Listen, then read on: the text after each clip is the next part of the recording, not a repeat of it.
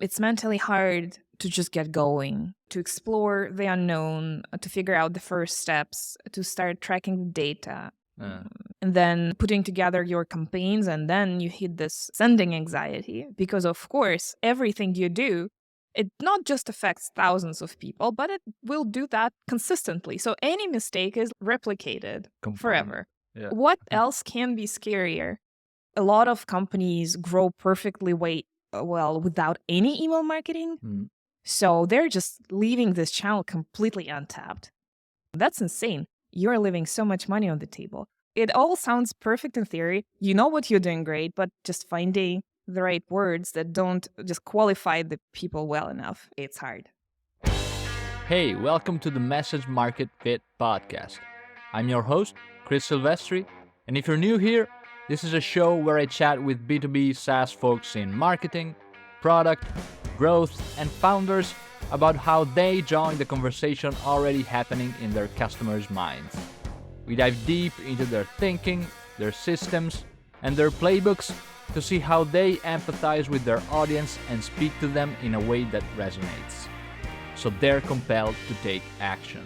Join us and learn how you too can shape your messaging strategy and write copy that truly resonates and differentiates you.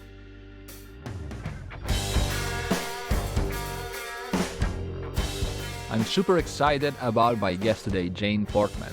Jane is the co-founder and CEO at Userlist, an email marketing platform for SaaS companies.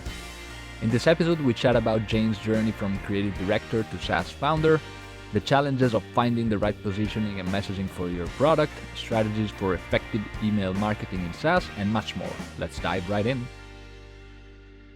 Hey, Jane, thank you so much for being here. Welcome to the podcast. How are you? Hi, Chris. Excited to be here. Awesome. So I know that you've been on a lot of podcasts, so I wouldn't want to repeat a lot of the stuff that you already said, but I'm super curious about your background because a lot of it obviously took you where you are right now. So I'm interested, especially in your transition from consulting UX work and to then running Userlist now. Can you walk us through that? Yeah, there's been one more phase before that in my life. That's the design, like local designer, working in a physical office and freelancing before. So by the time I was 25, I grew up from a junior designer UX towards being a creative director in a local agency. And then I had my first son, and I was on maternity leave 3 months in, and my first son was a really good sleeper. And I was like, I really want to do some work, but I don't want to go back to managing team members and doing all the admin and stuff. So that's how my solo consulting career began. So that was 2012. Then it was a lot of stair-stepping from knowing nobody in the US market to in the global/US market to establishing authority, writing books, writing a blog, publishing a podcast, which is now, thanks to consistency, big old design show called UI Breakfast. So it's been a few books, info products, lots of learning marketing in my own sandbox. But my audience as a UX consultant has always been SaaS companies and SaaS founders. So I didn't really hang out in the crowd of designers. I hung out among fellow founders. So I wanted to become one myself, but I'm not a technical founder. That was the challenge. But that didn't stop me, really. I think the first thing I tried was in 2017. It was a very small productivity tool, basically form builder with reminders. And that didn't go anywhere because it was super generic, no clear positioning, no nothing. But it taught me a lot of things. So for the next project, I really wanted it to be a more serious infrastructure, like core, close to the money business tool. And custom messaging seemed like the case. And ironically, Benedict, my current CTO co-founder, that we've been together for 7 years by now, almost, he was my developer for hire for that first little project. And that's exactly how I learned that he's super cool, not just as a friend, but also to work with. Because what really matters is how you work together and if you if the vibes match. So our vibes matched. And when the second SaaS idea came along, I bought the userlist.io domain and I called on board, Benedict, do you want to come join? And that's how we made a team. We also had the third marketing co-founder. It was supposed to be like the match made in heaven for Uh-huh. all three key expertise fields like covered. Sadly, Claire left maybe 1 year in, so she did a bit of like kickoff work with us, but then went on to pursue Forget the Funnel. It was Claire's silent job. Yeah. And that was us. And that's been a very interesting journey. Lots of learning about the field, lots of learning about like how to run a SaaS. And I think it's working. It's not explosive, but it's lovely. We're a team of 6 at the moment and enjoying ourselves. Nice. Awesome. Can I ask you why, at the beginning, why did you get into SaaS, even just with your consulting work? So I'm not that designer that wants to be decorative with my designs. If you can just watch how I look, I don't like decorative stuff too much. I like stuff that's useful. So for a while, I focused on iOS applications. Then one client asked me, "Do you do web apps?" I was like, "I can." And I started doing web apps, and I really loved that. Well, this is B2B. B2B, hardcore usability problems to solve, maybe more interesting challenges. Really, B2B apps are closer to the money than what you get as an iOS consultant. iOS apps, I was mostly serving, let's say, aspiring founders who are building another social network or something like that. Yeah. That's done on mobile. But with the B2B SaaS, it's much closer to the money. The typical clientele was established businesses who managed to succeed without having a smashing design, which is my favorite. So yeah, we had a lot of great time and lots of great projects. Yeah. Cool. So what did you learn from, I'm curious about, what did you learn from your creative director career and consulting that you are taking into your new career as a co-founder? It's a lot. Basically, like being a founder in a smaller company, we're still relatively small compared to the incumbents we compete with. Employs all kinds of your talents. And my husband's also an entrepreneur, and we all often commiserate that what we're doing is basically like cutting edge everything what we've learned throughout life, all the talents employed, multiplied by extreme effort all the time. So it's like you continuously leverage all the little things and keep learning new things. Yeah. So I would say, of course, all the product design skills, like whatever, not managing people, like all of that is helpful. Like when I was a director, when we were working with freelancers, I loved curating work, curating artwork made by other people, hiring freelancers, all of that kind of just plays into working with the team in the moment. That was nice. I still love curating art for the blog. It's completely not essential to the business, but just little touches like this make it fun. I've taken a look at the blog and it looks awesome. It's probably one of the best design blogs. I don't even know if you consider it as a Thank you. compliment.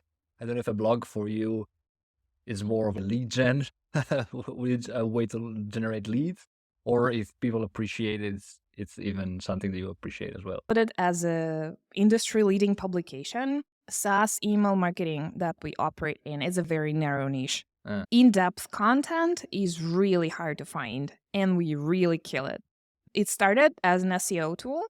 We covered like most keywords, and it started working. But what we did then was make the articles even better for humans and turn them into real guides, also leveraging the experience that we have working with customers and onboarding them and helping them. So we run a fantastic library of examples. Like one of the formats we've been able to kind of nail for ourselves is collecting email examples from the community. So we're like, let's say we write a post about upgrade emails and our custom advocate Katerina goes out and says, hey, anybody, do you have examples for this type of emails? And we trade them for a backlink in the article, credit the contributor. And it's such a nice way to back and forth with the community and also collect material. That's hard to collect. Like you do have libraries like really good emails and such, but they have so much from e-commerce in there that nailing what you want for your SaaS case is really hard. So we're doing much better in that. Yeah, I love it. How do you think about, especially when it comes to the blog, how do you think about the balance between keywords and making it useful? So here is a process. We have done the majority of work on like industry hot words for high intent situations. So right now we have slowed down and they're doing stuff more for fun and for human use. So I have a board that we work on together where we, let's say, collect challenging questions from the community, vet some of them as potential topics, and also do keyword research in Ahrefs, try to mix and match it together so that when something comes up more than once, let's say in both keyword research and community topics, that's a great sign that it's time to write something. And also sometimes a certain issue comes up just consistently in our own, let's say, client work, customer work, because we also do done for you projects, and we also talk to customers during onboarding. Something keeps coming up as an aha moment, and we're like, we need to write about this, and we write a big guide. So usually it's a combination of I write big guides like a couple times a year, and then the team writes the rest of this based on examples and other things. So it is based on SEO, but is very much serving humans. Yeah, plus lately, I don't think like the times of keyword stuffing have gone, right? Probably the only other, Thankfully. probably the only other issue now, I think it's AI content, AI generated content. So we'll see what it's like. I have very sad feelings towards what AI typically writes. Specifically, I love concentrated, value-based content, and what AI writes is like the opposite. Fluffy, fluffy stuff. It's very fluffy. It's very fluffy, watered down, and it's basically the opposite of what we want. So we are still doing stuff manually. Even podcast episode recaps. You called us old-fashioned, we write them on our own. Like, we want to make sure we convey the meaning, not just trust it to... Yeah, because it's what comes through in the writing is not only the content itself, it's also the perspective, right? Your positioning as well comes through in the writing. All right, so when it comes to Userlist, first I have to say that I love the messaging on your website, the copy on your website. It looks great. I noticed a couple of things that I wanted to point out. I read somewhere that you worked on your positioning. You followed April Dunford's process, right? For one of your positioning iterations. Can you walk us through what that work was like? April Dunford is the goddess of positioning. Her books, so Obviously Awesome was the first one, and I think she has recently published another one. I forgot the exact name, about sales. Yes, I'm like halfway through that one. They're all brilliant. However, it's still easier said than done. So yes, sure, you do the framework. For example, we have a big old post about this, how we went step by step, and we did everything she said us to do. It made sense. We used it, but it didn't click, and took us another like 3-4 iterations of different angles to find the one that's working and refine it over time. So just to give it more substance, April's exercise led us to naming our tool a customer messaging tool. That's what also Intercom had on their website. And only a year or two later, we learned that based on customer research, our customers also want marketing email under the same roof. Everybody kept saying, I will all my email in one place, verbatim, multiple times. Yeah. And we added marketing email to the mix, which made us a very classic email marketing platform, ESP. And trust me, when we started in 2017, the last thing we wanted was to build an ESP and to compete with everybody in that field. It was like absolutely not what we wanted to do. But it just so happened that functionally, that's what our customers needed. And it turned out to be also an easier sell because it was just very straightforward to explain what we do. We're like ConvertKit is for bloggers, we're for SaaS, so something like that. And that really helped with positioning. It doesn't make customer acquisition much easier because it's still a very bloody red market and there is a lot of competition and a lot of angles. But at least every SaaS knows that they need email, and there is a spectrum of tools you can use, and Userlist is one of them. That's at least something we've been able to accomplish in their head. Yeah. So yeah, it's interesting. And then since we did, that was probably 2-3 years ago, we experimented with different angles. For example, one of our really cool features was the ability to do account level triggers, account level data, company level campaigns, things like that. Super cool, super useful for B2B SaaS, except that maybe 30% of B2B SaaS care for it. And for the rest, it's like reading Chinese. They're like, what's that? And we experimented a bit with putting this in our H1s and on the homepage, and we nearly killed conversions because people were like, I'm using this for my SaaS. It's not account level. Am I not a good fit? In spite of this being our actual competitive advantage, it could not be that flagship advantage that we would advertise unless somebody asked for it specifically. We still mention it, but it's like on the bottom of the homepage. Yeah. And the angle that's working at the moment, which we're still looking to improve, of course, is... and then we had a year of saying just, this is your email marketing platform, SaaS, or for B2B SaaS. And then we switched to email marketing for product-led growth, which is the current version. And it seems to be hitting the right chords and attracting the right audience. But who knows, maybe there's something better we can do there. I'm curious, why did you go with product-led growth specifically? Is it because you noticed that a lot of your customers were product-led or anything else? That, and also, just please don't laugh. We have seen a number of people who ran SaaS products but did not identify as a SaaS.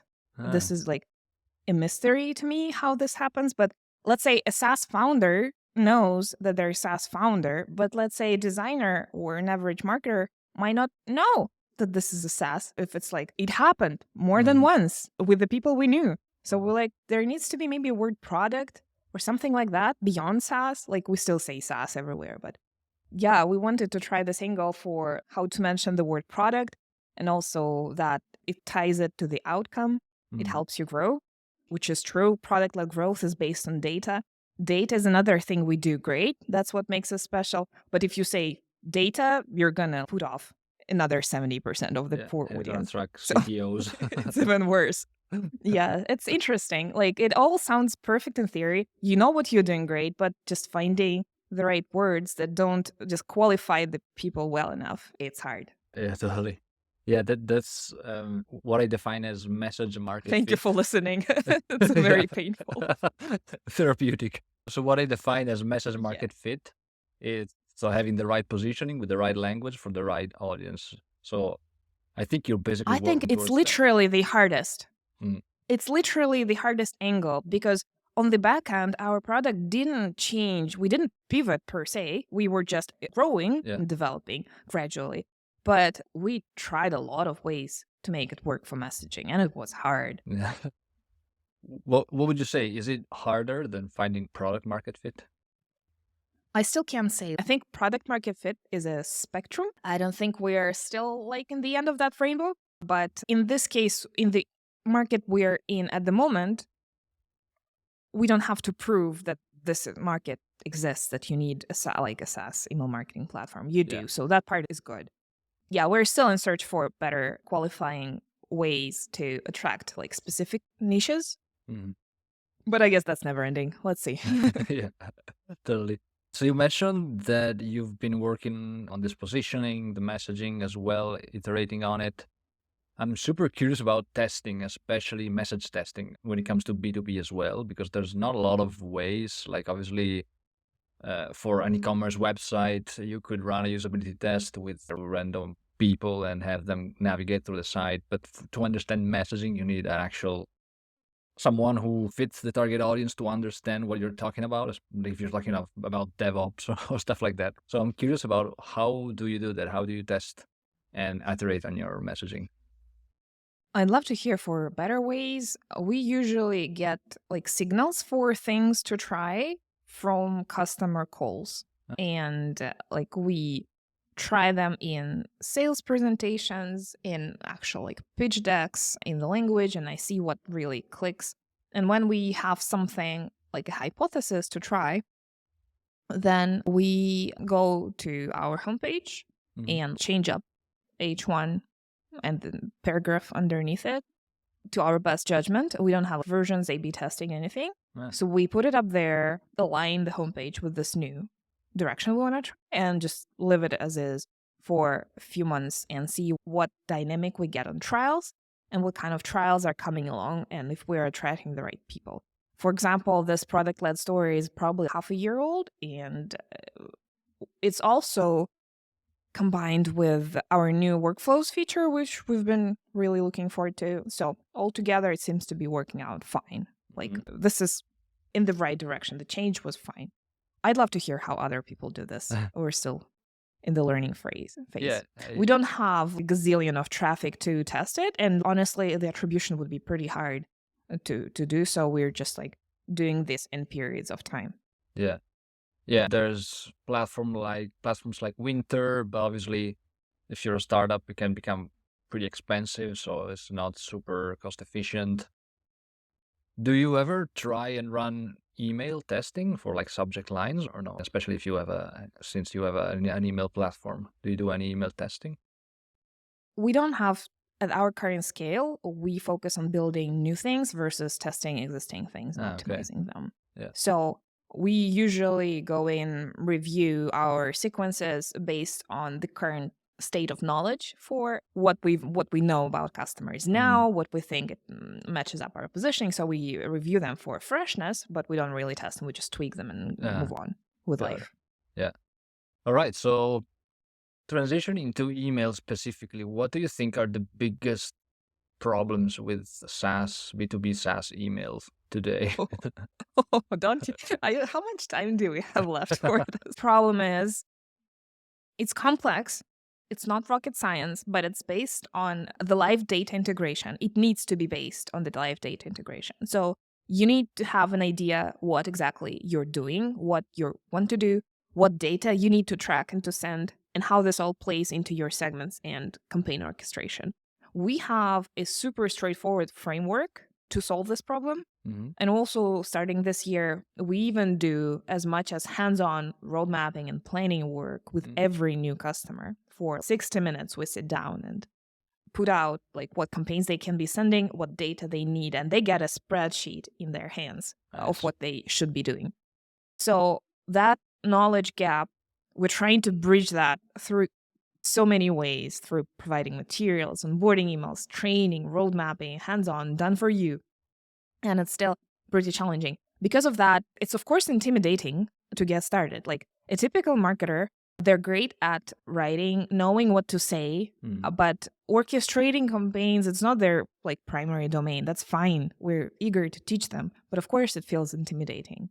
Therefore, there's so many businesses out there. I think this field is like super green. Like the market is crowded, but the things that you can do, it's an evergreen pasture. So I think we're still like have a lot of potential to grow. A lot of companies grow perfectly well without any email marketing. So they're just leaving this channel completely untapped. Even with high volume of like new trials or like freemium running on without any email marketing. That's insane. You're leaving so much money on the table. So we just need to find ways to overcome the friction and allowing them to tap into this growth channel. Yeah. That's the work that's ahead. Yeah. So what would you recommend to a company that maybe they're sending, the welcome email, maybe a couple of onboarding emails, and that's it? What 1-2 tips would you give them to get started at least? Come to us, read our blog. No, of course, please do. The general approach, if I can try and say this in a few sentences, we have life cycle maps for typical pricing models like freemium, free trial, the funnel model for the rest of the companies like demo-led. Maybe we'll add a couple more, usually one of these 3 models, which is a very straightforward timeline of how the person goes from a trial to an activated trial to a paying customer to an advanced customer. Very easy. And once somebody joins that segment, you will start a dedicated lifecycle stage campaign for them. So your whole orchestration will look like 4 campaigns, let's say user onboarding, trial expiring, new paying customer / customer success for paying customers, and like customer loyalty campaign for your most advanced users. Inside those campaigns, there is no rocket science. They're linear with a little bit of conditions of eliminating people on if they did something, you're not going to say it, promote that feature. But you have these bigger campaigns, and this really makes everything else fall in place and easy. The mental load of adding something new to the system is low because you just head over, find the right lifecycle stage, and plug it in. While the mistake we see happening when you task somebody with behavior-based email, they think that every engagement should have its own trigger. Yeah. So let's imagine you want to invite somebody to become your referral. Like when? Like when on earth? They need to match certain criteria. There need to be some time period passing from their start date so they're not super early. But that's not the only thing you want to do. There is more. So when you try to do them all, you end up with a bunch of if-then things, which are just a mess and completely don't make sense. So this approach with a few bigger campaigns is really a solution. Maybe if you hear now, helps make the puzzle fall in place. Yeah. We also have like good visuals for this. We have guides. If you head over to our website, our lead magnet is get your blueprint, your framework for your pricing model. So you'll get the PDF download specifically for pricing model. It's everywhere if you think about it.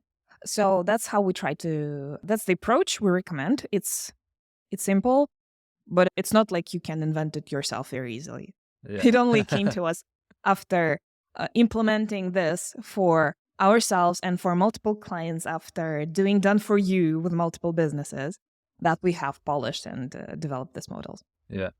You mentioned behavior-based email. How do you think about the balance between behavior-based email and time-based emails? Is there still a place for time-based emails or not? I'm not sure if it sounds like you've read one of my pieces and you're like pitching me with a sweet question here. Behavior-based doesn't mean that it's based on immediate action. It's actually time-based or based on a few very important life cycle events like trial, or a trial started, or somebody became a paying customer, which these moments are pretty easy to track. And then from there, it's time-based, but you're using behavior data to make sure it's relevant. So it's not like every single email is based on action. It's more like a time-based sequence that is customized and tailored, and you can do conditions on whether they're doing something yet or not, and things like that. Yeah, makes sense. Awesome. So we talked a lot about your target, the companies that you target, right, with Userlist. I was wondering, how do you actually tailor messaging specifically for personas inside those companies? Do you actually change it, or do you try to speak to the company in general? How do you do that? So we definitely, in our own email marketing, we don't tailor much because usually everybody wants smooth acquisition, smooth activation, and a little churn. Yeah. That's what people want, really. The goals are pretty similar. We try to just provide relevant content for them. When we talk to somebody, we definitely ask them about their pricing model. And also, there are probably a couple layers of customers we serve. One is a smaller, like accelerator level SaaS that has a small team, no dedicated email marketer that could benefit from our maybe done for you services. So they're pretty delighted that someone else qualified can finally tell them what to do, and we can do that for them, or maybe provide step-by-step instructions. They're delighted. That's early stage, but also this is not a day zero startup. This is more 5-year-old, 3-year-old business that's ready to tap into email. And then there is a second layer of products, usually bigger companies, 10 to 50 people. We usually work with their director of marketing and director of growth. They are burnt and tired of expensive platforms, usually like HubSpot or Intercom overpriced, or Braze, for example, really overkill and complex to use. So they want to downshift a bit into something more enjoyable that can still get the same job done. So they don't need as much as education as an early stage startup, and it's more about other things with them. But these are our like more high volume customers. Yeah. And so one problem as well with the messaging to different personas as well, especially B2B, that I see with my clients, other companies, it's especially bigger companies, they struggle to keep messaging consistent between different mediums or between different channels. So in your case, how do you do it? Because a lot of these companies, they might come up with these huge spreadsheets, messaging house documents and stuff. So how do you in your company do it? How do you make sure that everyone uses the same language, messaging across all channels? We're still small enough to not have this problem. Yeah. So I can't say I think we'd love to establish more assets around this, more guides and things like that. But at the moment, it's more of like founder knowledge and founders doing the key messaging Yeah. things. Like that part is easy yet. Which is probably why But also, it's so well done, probably because it comes from you. thank you. It means a lot coming from you.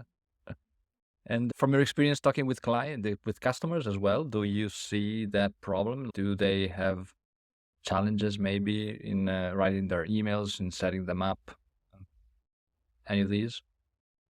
I would say the biggest obstacles are it's mentally hard to just get going, to brace yourself to explore the unknown, to figure out the first steps, to start tracking the data, to trust the data because you're never sure that the data correct is not. Yeah. And then putting together your campaigns, and then you hit this sending anxiety because, of course, everything you do, it not just affects thousands of people, but it will do that consistently. So any mistake is replicated forever. Yeah. What else can be scarier? But also, it's all right to hit send. It's all right to launch because, sure, the only person who doesn't make mistakes is the one who doesn't do anything. So just getting started is the biggest hurdle. And then I think once you master the basic principles, and it's more like tending to a garden, and our tool is really very smooth and nice inside, so adding new things to the system is way, way easier. So that's the idea. Nice. So I wanted to shift a little bit into a bit of a selfish topic, which is podcasting. I know that recently I'm seeing a lot of SaaS companies running their own podcasts as a marketing tool, right? And you've been running, so first UI Breakfast, 3 million plus downloads since 2014, but also you just started a while ago, Better Done Than Perfect. How do you see podcasting as a marketing tool? How do you use it, if you have any insight on that?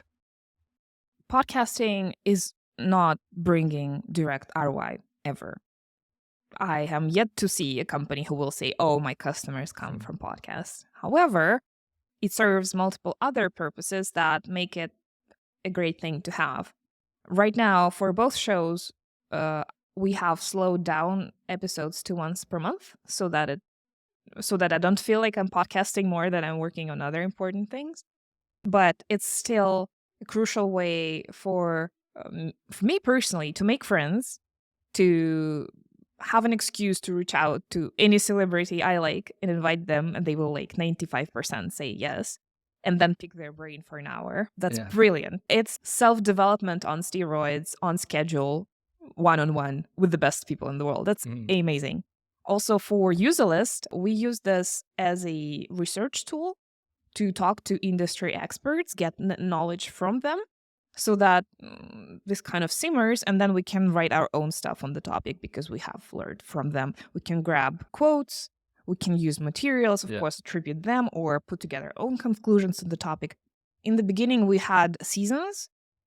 Like we had a season on user onboarding, we had a season about marketing consultants, we had something else. We stopped doing seasons after a while because seasons, like for me personally, the energy of starting and stopping something is quite big. So just having a smooth roll of continuous episodes is easier as a mental thing. So we're just doing whatever topic comes up, we just book it smoothly and keep going. So yeah, it's been a great learning instrument and a great content development instrument. But it does not have a direct ROI. There is nobody that would say, oh, I found your podcast. And maybe it's like your touch point number 5 in their mind or something like that. But yeah, it's definitely worth having. And also, I'd like to note, UI Breakfast is, I think we crossed 4 million last year. Ah, It's been growing very well because it's old, and the bigger it becomes, the bigger it's promoted in all the stores and platforms. So the traction is there.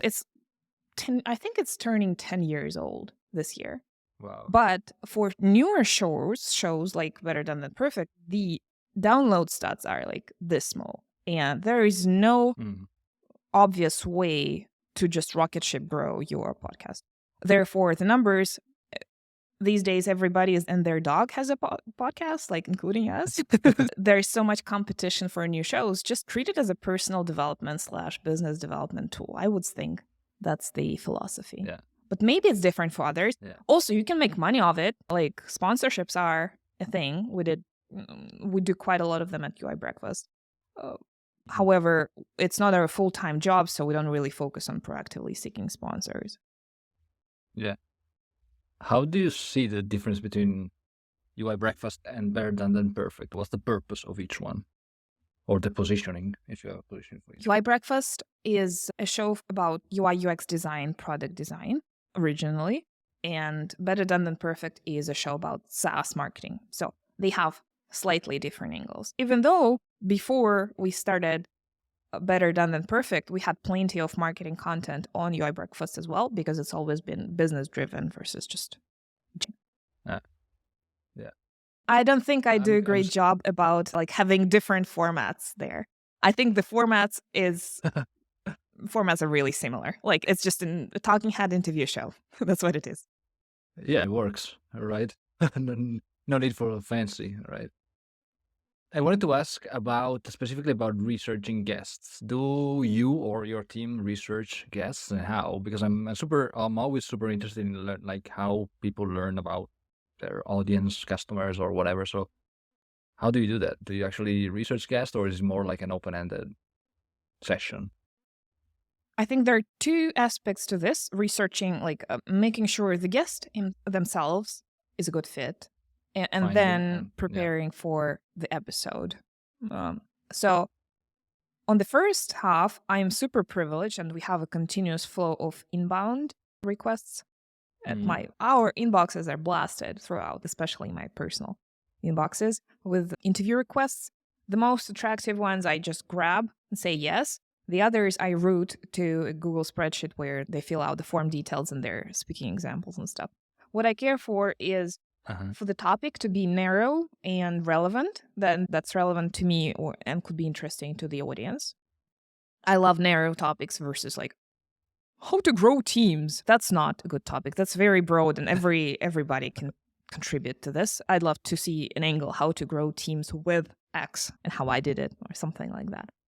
I love to see, ideally, at least a video and audio recording of a person to make sure I like their speaking manner. Like, you might say this is a bias, but just want to make sure they sound good to avoid embarrassments. There haven't been much embarrassments, to be honest, even if I just take a plunge and do this without a recording. But if you ever pitch something, just sharing a video of yourself speaking is a great icebreaker to make sure, like, for the host to be confident that you're doing it right. And then for the audience, it's for the episodes themselves, I don't research too much, but we usually have 90 minutes to the recording session, and we spend the first 30 minutes off the record talking about their life, their business, what's important to them, what are we going to chat about, and things like that. So we do dedicate this period of time to prep. I love that. And I know some authors do this as a separate session, but my memory has a very short time span. If we put 2 weeks apart, it's hard for all parties involved. So what I find works for us is to have them side by side. So we reserve 90 minutes. The first half hour is the chat, and then another hour is for a recording, which is like the episodes usually run for 30 to 40 minutes, and we have some ample time. Yeah. Nice. So I'd love to hear what works for you. Do you research a lot? I do some research, but then I don't tell my guests. So I basically just jump into the conversation and surprise them. That's my approach. And I find that sometimes it works because, especially if I do like research that's a bit like looking at unconventional stuff. Guests appreciate it, and it helps them like disclose something that they don't share normally. For now, I'm enjoying the process. Yeah, so Hmm. we'll see how it goes. There's a So I book read by somewhere Andrew that Warner of you, Mixergy. yeah. Oh yeah, I know. Sorry, I just keep adding stuff. Yeah, no problem. No, there's a big delay, so we'll take this out. Apologies. Yeah, you're saying about the book? Yeah, there's a great book by Andrew Warner of Mixergy. Forgot the Mhm. exact title. It's about interviewing people.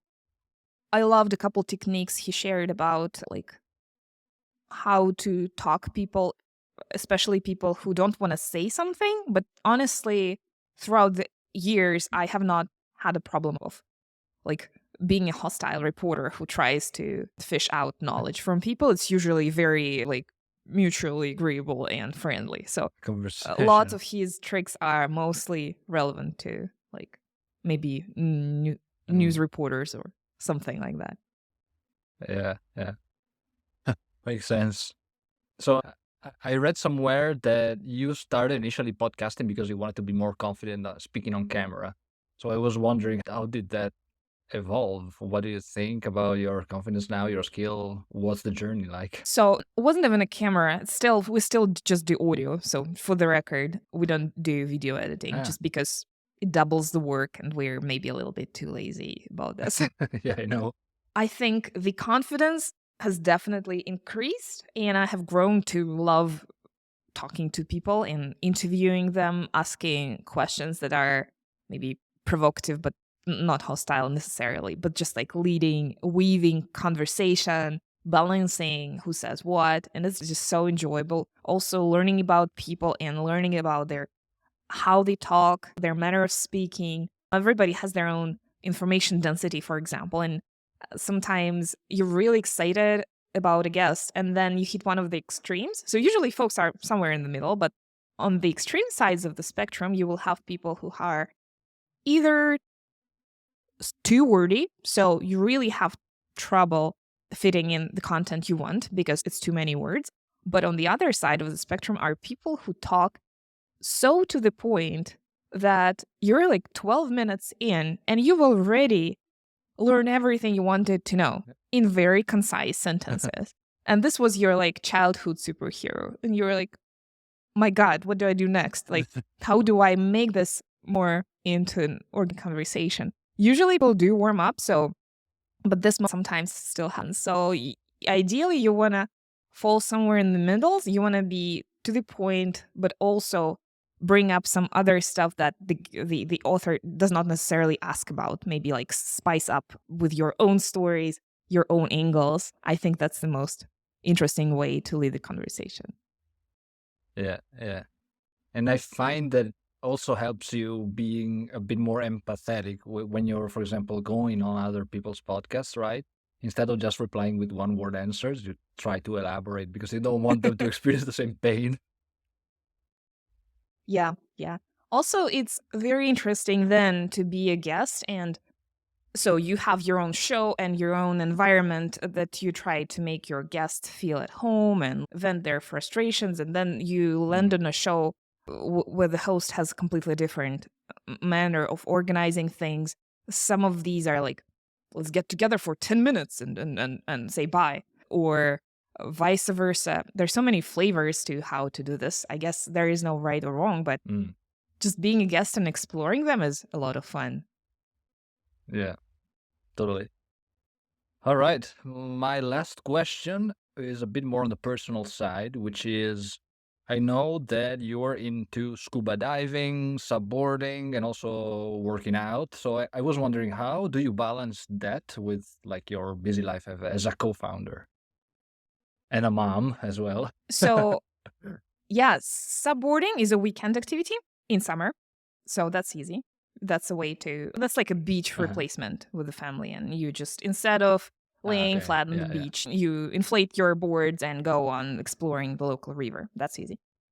Nice. Diving is a vacation style thingy. So we try and plan 2-3 times diving vacations per year. Sure. When we started 3 years ago, we went 6 times a year because we were mad. We were crazy in love with this, and we wanted to dive as much as we can. But these days, we slow down to maybe 2 times a year, I think. So that's a vacation thing. Me and my husband, we go together.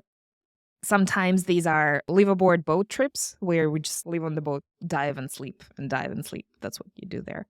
And some of them are like on the more, like from the shore with a bit more tourist attractions. But yeah.